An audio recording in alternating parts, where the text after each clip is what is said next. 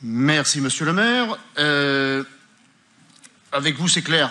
On se souvient, encore une fois, pendant la campagne des élections municipales, Madame Rubirola, alors que vous étiez la tête de liste et promise à être maire si d'aventure la gauche remportait l'élection, ce qui s'est passé. Pourtant, vous n'assumez plus cette charge. Mais peu importe. En tout cas, vous restez sur votre engagement et vous aviez dit à l'époque, vous aviez prévenu les Marseillais, si nous accédons à la tête de la mairie de Marseille, eh bien, nous ferons du port de Marseille un port accueillant pour les migrants.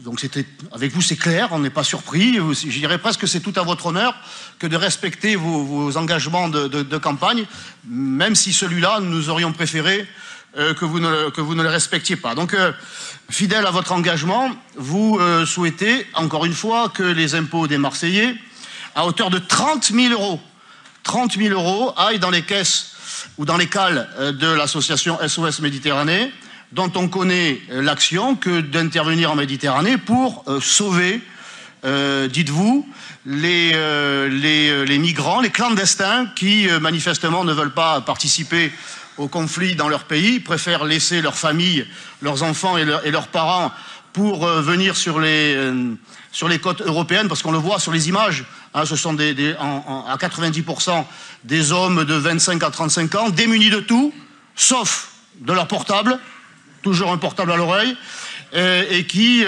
viennent donc grossir ici les rangs des clandestins, et de tous ceux donc, que nous devons assister en tout, que nous devons loger, que nous devons éduquer pour leurs enfants, que nous devons soigner, et que nous devons subvenir à toutes leurs demandes, à tous leurs besoins, avec les allocations et subventions que cela nécessite. Bref, donc 30 000 euros de plus pour subventionner une immigration qui déjà nous coûte un pognon de dingue.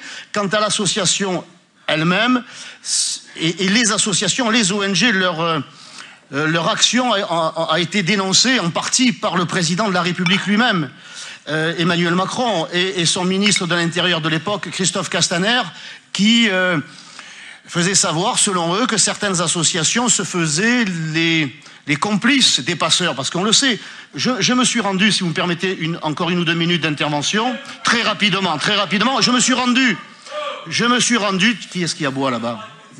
Non, qui a un malaise? Allez-y. Merci, monsieur le maire. Merci, allez-y et allez, soyez concis et restez sur le rapport. Je me suis rendu à l'exposition de la mairie, je crois, des 1er et 7e arrondissements sur la Canebière, si je ne me trompe pas.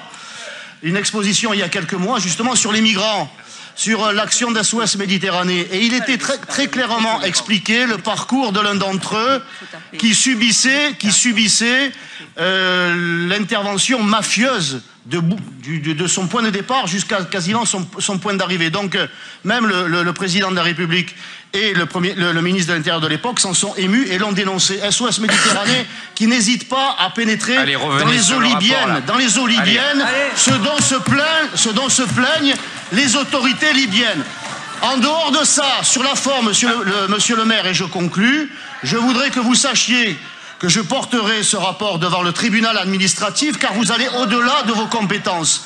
C'est un excès de pouvoir. Au tribunal. Votre rôle est d'agir pour Marseille et les Marseillais. Vous sortez du cadre municipal qui est le vôtre. Donc cette délibération sera contestée devant le tribunal administratif dans l'intérêt de tous les Marseillais.